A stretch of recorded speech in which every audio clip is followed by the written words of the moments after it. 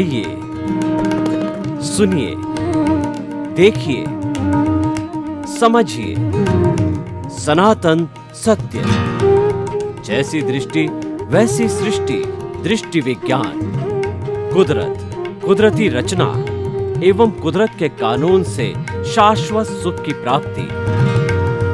जोधपुर के परम पूज्य महात्मा उपासक प्रोफेसर डॉक्टर सोहन राज तातेड़ के निर्देशन में सनातन सत्य। जैसी दृष्टि वैसी सृष्टि, दृष्टि विज्ञान।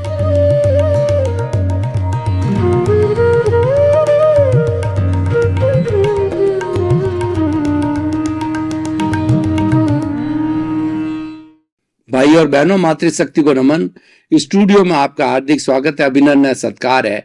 आत्मविज्ञान साइंस ऑफ द सोल कार्यक्रम के अंतर्गत हम आपको सही दृष्टि, सही सोच, राइट विजन, राइट थिंकिंग के तहत आपकी जो नकारात्मक सोच है, आपकी जो गलत दिशा के अंदर सोच जा रही है, उस सोच में हम करेक्शन देते हैं और करेक्शन देकर के आपको सम्यक दर्शन देते हैं, आपको सम्यक ज्ञान देते हैं, जिससे कि आपका जीवन जो है अच्छा बने और एक अच्छे इंसान के रूप में अपन जीवन यापन करके और अपने परिवार को और देश को अच्छा बनावे। ये सारा कार्य हम अलग अलग एपिसोड्स के माध्यम से करते हैं। तो आज का हमारा बहुत सुंदर विषय है अपना सुधार, संसार की सबसे बड़ी सेवा। भाई और बहनों, जो लोग सेवा माइंडेड होते हैं वो लोग जो है सेवा करना चाहते हैं। सेवा का हमारी भारतीय संस्कृति के अंदर बहुत बड़ा महत्व है, क्योंकि सेवा करने से हमारे ऋण उतरते हैं। हमारी भारतीय संस्कृति में 4 तरह के ऋण बताए गए हैं। पहला ऋण है देव ऋण, और दूसरा जो है वो हमारा गुरु ऋण, तीसरा पितृ ऋण, और चौथा है समाज का ऋण होता है। ये सेवा करने से उतरता है। और सेवा 3 तरह की होती है, तन की सेवा, मन की सेवा और धन की सेवा। धन की सेवा क्या होती है? किसी के पास में रुपया पैसा नहीं होता है तो वो व्यक्ति किसी संस्था में जाकर के और वो अपना समय दे, 2 घंटा 4 घंटा प्रतिदिन, और वो मानव सेवा दे, यानी उसके लिए कोई भी नौकरी की और पैसा न ले, तब वो सेवा कहलाती है। क्योंकि जो हम पैसा लेकर के कार्य करते हैं वो हमारे स्वार्थ के खाते में आ जाता है, और मानव सेवा करना है वो हमारे निस्वार्थ खाते में आता है, और वही सच्ची सेवा होती है। तो इसीलिए ये तन की सेवा हो गई। और धन की सेवा होती है कि कोई व्यक्ति कुबेरपति, उसके पास समय नहीं रहता है क्योंकि बहुत बिजी रहता है, तो वो अपना धन दे करके संस्था को जो है वो संस्था को, क्योंकि धन के साधन से जो है सारे दूसरे काम होते रहते हैं, धन की आवश्यकता रहती है संस्थाओं में, तो वह धन की सेवा होती है। और किसी के पास धन भी ना हो और किसी के पास में समय भी ना हो कि वो जाकर के वहाँ सेवा दे, तो वो एक मन की सेवा होती है। मन की सेवा का मतलब होता है कि समाज में जो अच्छा कार्य करने वाले हैं, समाज को जो सेवा देने वाले हैं, और समाज के अंदर व्यक्तिशः रूप से जो लोग सेवा करते हैं, उन सबका सम्मान देना और उन सबका समय समय पर पारितोषिक देना, अवार्ड देना और उनको प्रोत्साहन देना है, वो सारा मन की सेवा के रूप में आता है। तो भाई और बहनों, जो हम देव ऋण किस तरीके से सेवा करके उतार सकते हैं, देव का मतलब ईश्वर की भक्ति करके, ईश्वर को याद करके, ईश्वर का स्मरण करके और उसको हृदय में बिठाकर उसके प्रति श्रद्धा रख करके जो है हम देव ऋण उतार सकते हैं।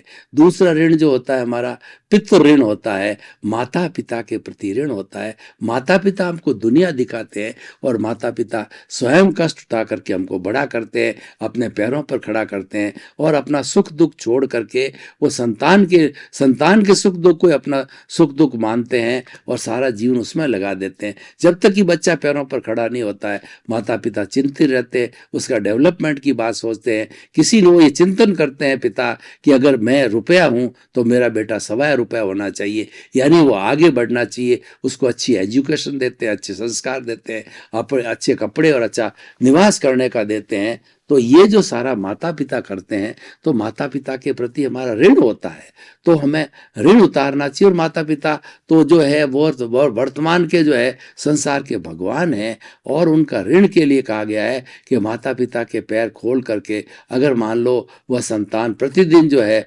वो पानी पिए खोल करके माता पिता के चरणों का, तभी भी वो सेवा से उरूढ़ नहीं हो सकता है। श्रवण कुमार बन करके आप माता पिता का जो है ऋण उतार सकते हैं। श्रवण कुमार का का जो पूरा जो एपिसोड आता है वो सब आप जानते ही हैं कि किस तरीके से उसने माता पिता की सेवा की, कावड़ में बिठा करके, और वह जो है वो उनको सत्संग कराने ले गया, उनको जो तीर्थ यात्रा कराने ले गया। तो उसकी सेवा अनूठी सेवा थी। तो हर बच्चे को श्रवण कुमार बनना चाहिए। और तीसरी जो सेवा है वह है गुरु की सेवा है। गुरु, गु का मतलब होता है अंधकार, रू का मतलब दूर करने वाला। वह गुरु वह व्यक्ति होता है जो हमारे अज्ञान रूपी अंधकार को दूर करता है। और उसकी गुरु जो है वही हमें जो अच्छी शिक्षा देता है, और वो हमारा जब इतना अंधकार दूर करता है तो उसके प्रति हमारा ऋण है, उसकी हमें सेवा करनी चाहिए। तो गुरु के प्रति हमें सेवा करने का अर्थ है गुरु का सम्मान करना, और गुरु को किसी चीज की आवश्यकता हो वो देना। गुरु को चित्त समाधि पहुंचना चाहिए तो उसको चित्त समाधि पहुंचा करके हम जो है गुरु की सेवा कर सकते हैं। और चौथा, समाज की सेवा। समाज में हम पैदा होते हैं, समाज हमें पहचान देता है और समाज हमें प्रोत्साहन देता है। तो उस समाज के प्रति जो है हमारी बहुत बड़ी जिम्मेवारी होती है, हमारा ऋण होता है। वो ऋण जो है हम समाज की सेवा करके उतार सकते हैं। समाज की सेवा के लिए तन की सेवा, मन की सेवा, धन की सेवा, कुछ जो आप व्यक्ति समय लगाइए, या जो है आप उसका धन का विसर्जन कीजिए समाज के लिए, या जो है आप जो सेवा करने वाले हैं उनको प्रोत्साहन, उनका मनोबल बढ़ाइए। तो इस तरीके से भाई और बहनों, ये 4 तरह के ऋण उतारने के लिए सेवा की जाती है। और सेवा एक अमृत है, सेवा एक जो है पारसमणि है, ये चिंतामणि रत्न है, और ये कामधेनु है। और सेवा से जो है हमारे प्रभु भी, हमारे भगवान भी प्रसन्न रहते हैं। सेवा की जानी चाहिए। अब जो है हमारा जो आज का विषय है कि संसार की सबसे बड़ी जो है वो अपना सुधार, संसार की सबसे बड़ी सेवा है। अपने सुधार का मतलब क्या है कि हम एक अच्छे इंसान बने, हमारे में इंसानियत के गुण होने चाहिए। व्यक्ति के सामने 2 तरह के संसार है, एक तो हमारा लौकिक संसार है, व्यवहार जगत है, और एक हमारा निश्चय जगत है। सबसे पहले हम व्यवहार जगत की बात करें तो व्यवहार जगत में हम परिवार के साथ रहते हैं, समाज के साथ रहते हैं, कई लोगों के साथ रहते हैं। तो वो हमारा संबंध हर व्यक्ति के साथ में अच्छा होना चाहिए। किसी व्यक्ति के साथ में हम ऐसा व्यवहार न करें जो कि हमको बुरा लगे, तो निश्चित रूप से उसको बुरा लगेगा। यानी जो अन्य जो है व्यक्ति के साथ में वही व्यवहार करो जो आपको अच्छा लगे। हमको गाली जो है अच्छी पसंद नहीं है, आप किसी को गाली मत दो। हमको तिरस्कार पसंद नहीं है तो आप किसी का तिरस्कार मत करो। तो इस तरीके से, और दूसरा, काम कराने के बहुत तरीके होते हैं। जो प्रेम से काम कराने का तरीका है वो सबसे जो है अमिट तरीका है, और वो सबसे परमानेंट तरीका। कैसे? उदाहरण के तौर पर हमारी फैक्ट्री के अंदर कुछ मजदूर काम करने वाले होते हैं, उन मजदूरों को समय पर वेतन दे करके और उनको एक भाई जैसा व्यवहार करके उनके साथ में ये करें, मैं भी तुम्हारे साथ लगा हुआ हूँ, ये काम करो, शाम तक हमें इतना काम करके देना, और इतना काम हम करके देंगे तुम्हारी फैक्ट्री की स्थिति अच्छी होगी, हमारी रेपुटेशन अच्छी होगी। रेपुटेशन मैं सबके बीच में शेयर करता हूँ। मैं जो एक टीम का इंचार्ज होने के नाते इस फैक्ट्री के अंदर जितनी भी गुडविल है वो सब आपकी गुडविल है, तो आप काम करो। तो लोग प्रोत्साहित होते हैं, उस फैक्ट्री को अपना समझते हैं। तो ये प्रेम से काम करने का तरीका होता है। और दूसरा, प्रेम से काम करने पर आदमी को अहंकार शून्य होना चाहिए। प्रेम कब पैदा होता है? जब भीतर जो है अहंकार की न्यूनता हो। इसीलिए कबीरदास जी ने बहुत अच्छा कहा है कि जो पोथी पढ़ पढ़ जग मुआ और पंडित भयानक होए, और ढाई आखर प्रेम का और पढ़े सो पंडित होए। यानी व्यक्ति का जो है जीवन में काम करने का जो नजरिया होता है वो प्रेम का नजरिया होता है। प्रेम का नजरिया कायरता से नहीं जुड़ा होता है। प्रेम वही कर सकता है जो व्यक्ति शूरवीर है, क्योंकि कायर व्यक्ति तो क्या है कि बदला लेने की भावना करेगा, और टिट फॉर टेट की बात करे, नैले पर दैला मारने की बात करेगा, और ईंट का जवाब पत्थर से देने की बात करे। ये कायरता का गुण है। लेकिन जो व्यक्ति जो है वो कर्मवीर होता है वही धर्मवीर होता है। तो जो कर्मवीर और धर्मवीर होता है वही व्यक्ति दूसरे को क्षमा कर सकता है। क्षमा करना कोई आसान काम नहीं है, ये कायरता का काम नहीं है, ये सूरवीरों को काम है। इसलिए कहा गया क्षमा वीरस्य भूषणम, क्षमा वीर का आभूषण है। वीर व्यक्ति क्षमा कर सकता है। तो भाई और बहनों, अपने सुधार का अर्थ ये हुआ कि आप अच्छे इंसान बनो, आपके द्वारा किसी को कष्ट नहीं हो। और उसके बाद में हम हर क्षण जो है हमें प्रार्थना करनी चाहिए, मेरे भीतर विराजमान शुद्ध आत्मा भगवान मुझे ऐसी शक्ति दो, जागृति दो कि मेरे द्वारा मन से, वचन से, काया से, करने से, करवाने से, अनुमोदने से किसी भी प्राणी को जिसके साथ मैं रह रहा हूं उसके साथ किसी भी प्राणी में मेरे के द्वारा कोई कष्ट नहीं होना चाहिए, इस तरीके की भावना में रखनी चाहिए। और दूसरा क्या है कि संसार की सबसे बड़ी सेवा क्या है कि संसार में जितने भी प्राणी हैं वो तुम आत्मतुलावत समझो।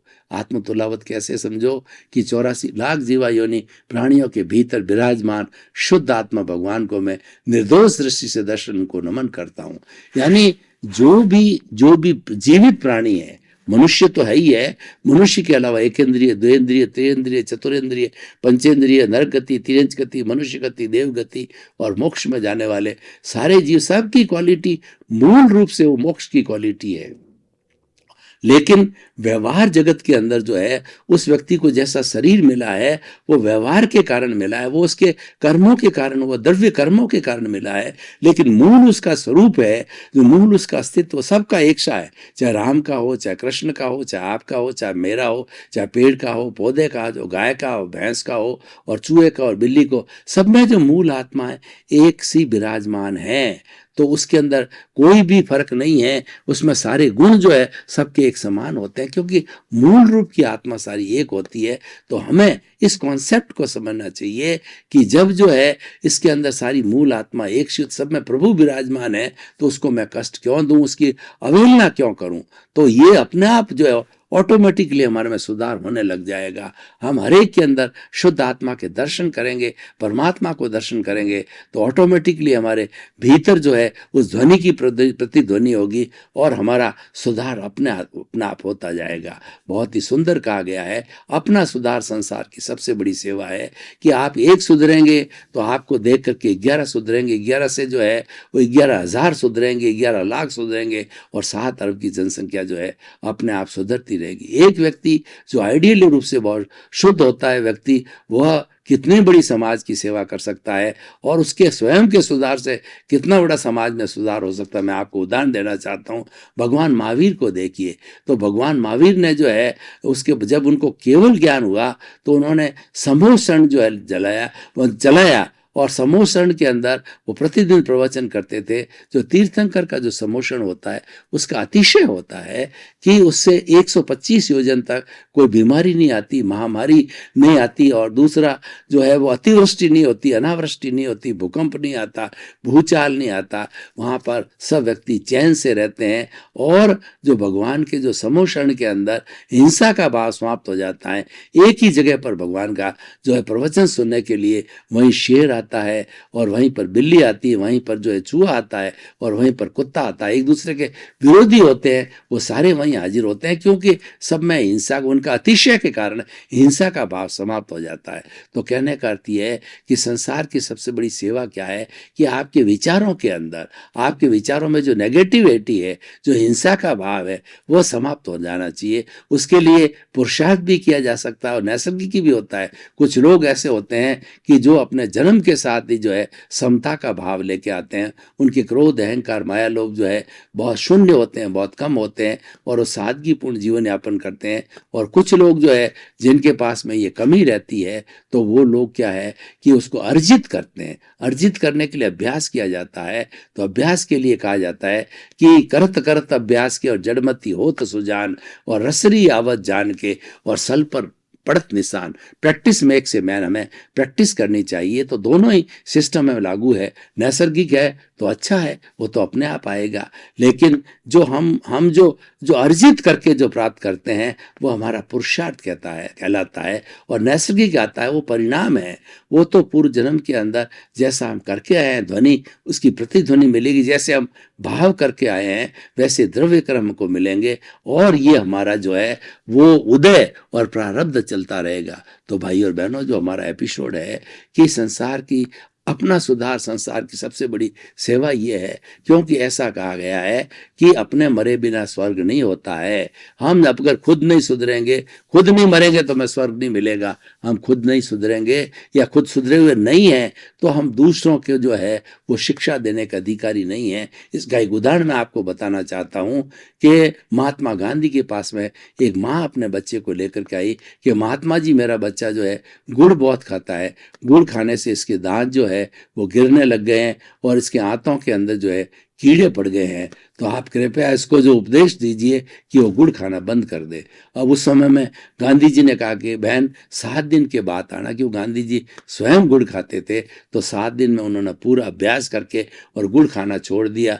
और 7वें दिन जो बहन वापस आई तो कहने लगी कि जो महात्मा जी आपने 7 दिन कैसे लिए, छोटी सी बात, आप उपदेश तो उसी समय दे सकते थे।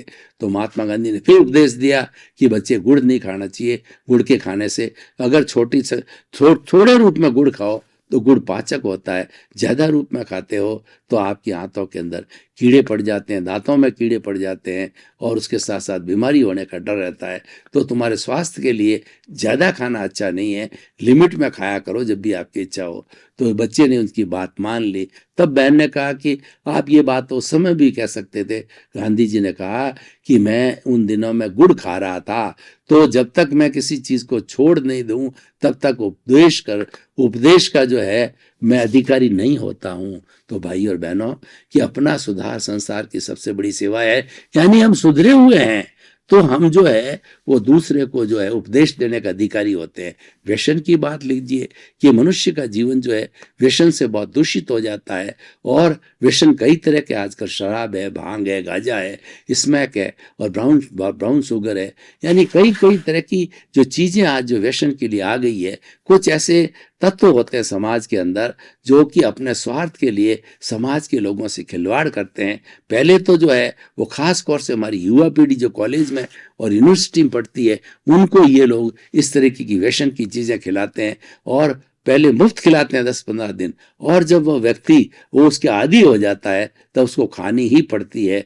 तो उसके लिए वो चोरी करता है, जारी करता है, उसका शरीर खराब होता है और उसके साथ साथ के अंदर शरीर के अंदर जो है बीमारी आने के भी चांस रहते हैं और वो व्यक्ति कोई काम का नहीं, मनोबल वाला व्यक्ति नहीं रहता है। तो हमें जो है व्यसन मुक्ति के लिए प्रयास करना चाहिए। और वो कौन कर सकता है? जो स्वयं व्यसन मुक्त हो। तो इस तरीके से भाई और बहनों जो है हम सुधरना चाहिए। पहले हम सुधरेंगे तो युग सुधरेगा, क्योंकि जो सुधरा हुआ व्यक्ति होता है उसको सारा, उसका नजरिया जो ऐसा बन जाता है कि सारा समाज जो है उसको सुधरा हुआ दिखाई देता है, अच्छा दिखाई देता है। क्योंकि जो भूल होती है, राग द्वेष होता है, हमारे विचारों में होता है। अगर हमारे विचारों में समता का भाव है तो इस दुनिया के अंदर कोई चीज बुरी दिखाई नहीं देगी। और हमारे चिंतन के अंदर राग द्वेष है तो हम सामने वाले को दोषित देखेंगे।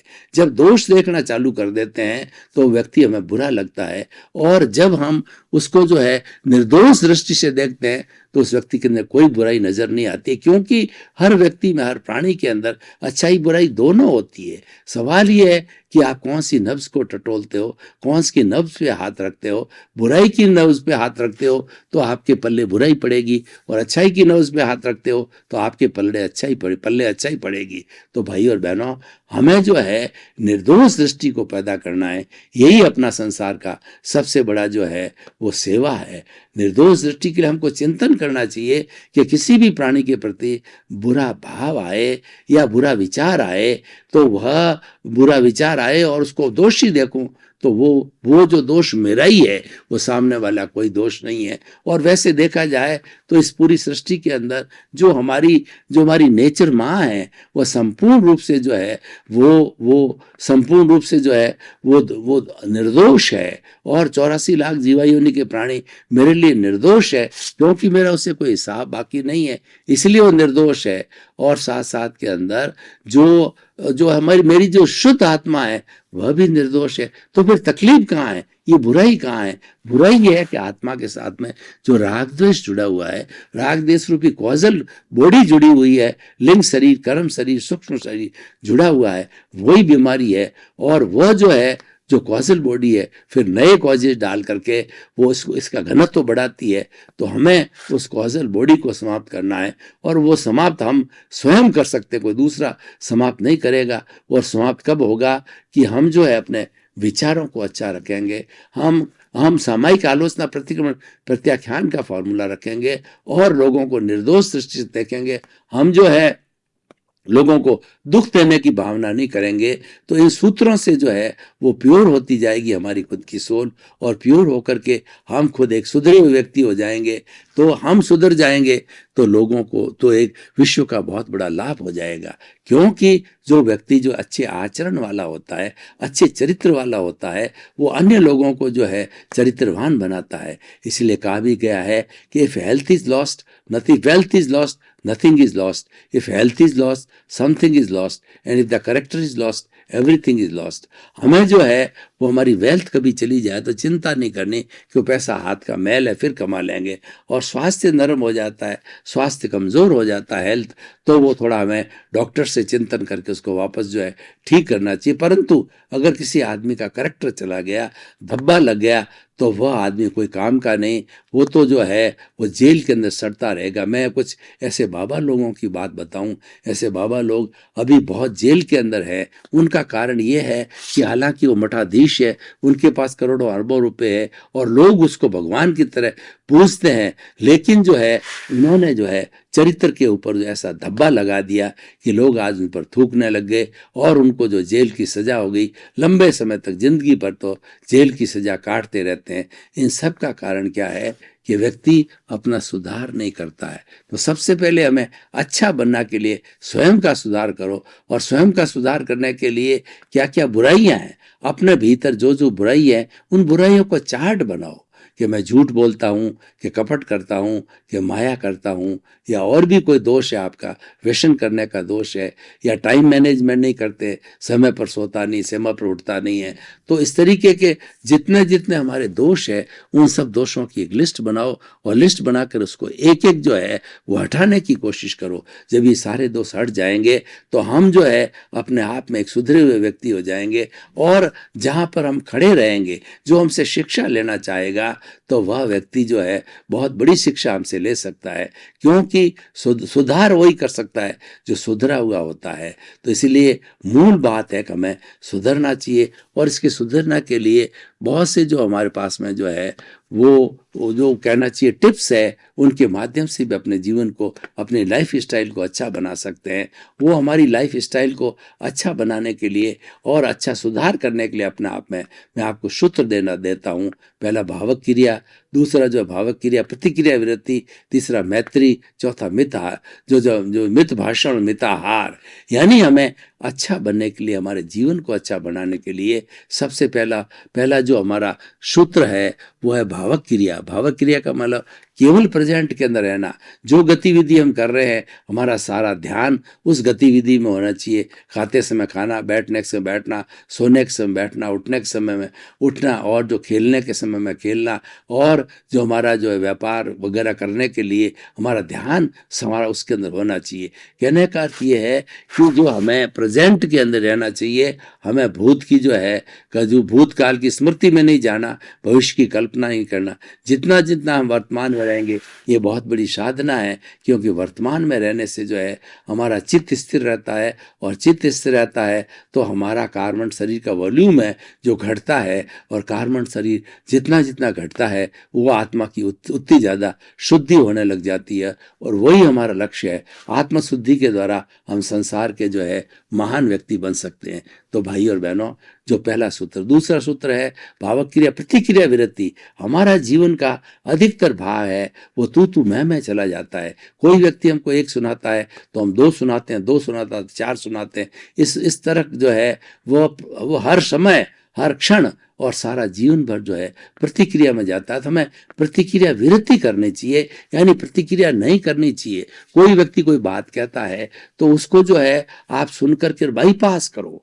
हमारा जितना भी पूर्व जन्म के कर्मों का भुगतान होता है वो विचारों के द्वारा होता है, तो उन विचारों को आप बाईपास करो। जो विचार है उनको जानो, उनके साथ जुड़ो मत। जो अच्छे या बुरे विचार आते हैं, हम सब जुड़ जाते हैं, तो जुड़ने से फिर नए राग द्वेष पैदा होते हैं, नए कॉजेज तैयार होते हैं, और नए कॉजेज तैयार होकर के नया इफेक्ट, यानी वो कर्म बीज जो है वो आने वाले समय में द्रव्य कर्म बन करके, और हमारा जो है वो हमें वो भुगतान करना पड़ेगा। तो भावक क्रिया प्रतिक्रिया वृत्ति, और तीसरा मैत्री। हमें जो है हर प्राणी के साथ में मैत्री करनी चाहिए। जितना मैत्री का भाव जो पुष्ट होगा उतना जो है हम एक अच्छे इंसान बन जाएंगे। तो हमें जो मैत्री के लिए कहा गया, भगवान ने कहा है अपना सच में से जा मैत्री भूए सुकप पाए, यानी जो है वो आप स्वयं सत्य खोजो। मैंने जिस सत्य को खोज करके रास्ते पे चला और उससे मुझे केवल ज्ञान हुआ, तो आप जो है मेरे को खाली सुनने से आपको केवल ज्ञान नहीं होगा, आपको उस रास्ते पर चलना पड़ेगा, आपको समता की साधना करनी पड़ेगी, आपको जो है वो स्थित प्रज्ञ बनना पड़ेगा और आपको जो है प्रज्ञा चक्षु बनना पड़ेगा।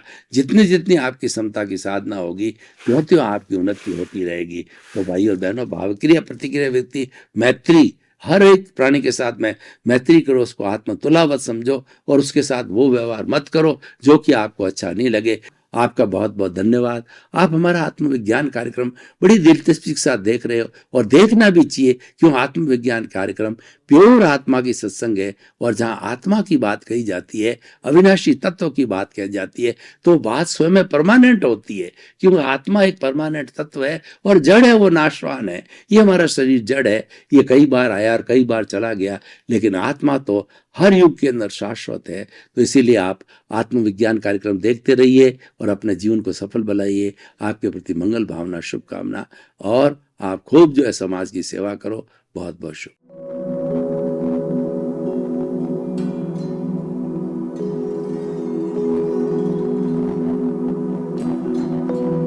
एक ऐसा अंतर्राष्ट्रीय ख्याति प्राप्त मानव जो गुरु प्रेरणा से पिछले 20 वर्षों से वानप्रस्थ जीवन जीते हुए 24 घंटे मानवता की सेवा में संलग्न है।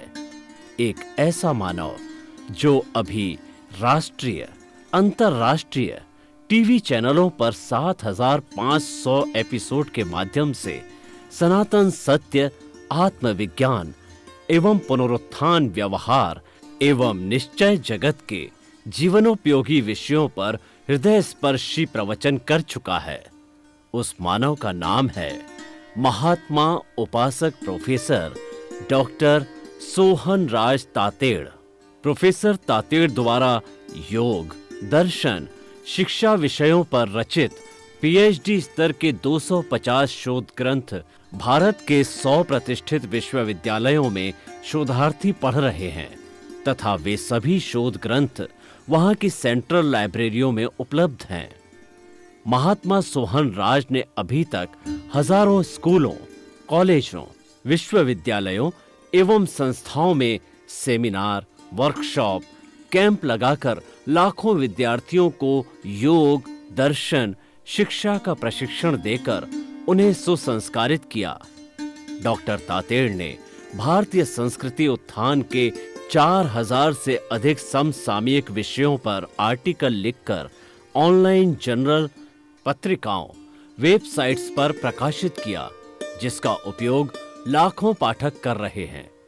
उपासक तातेड़ के 5000 से अधिक आज का सुविचार, आज का शुभ संदेश, आज का मंगल भावना योग आदि चिंतन websites, Twitter, blogger, Facebook, YouTube माध्यमों से लाखों लोग अपना जीवन निर्माण कर रहे हैं।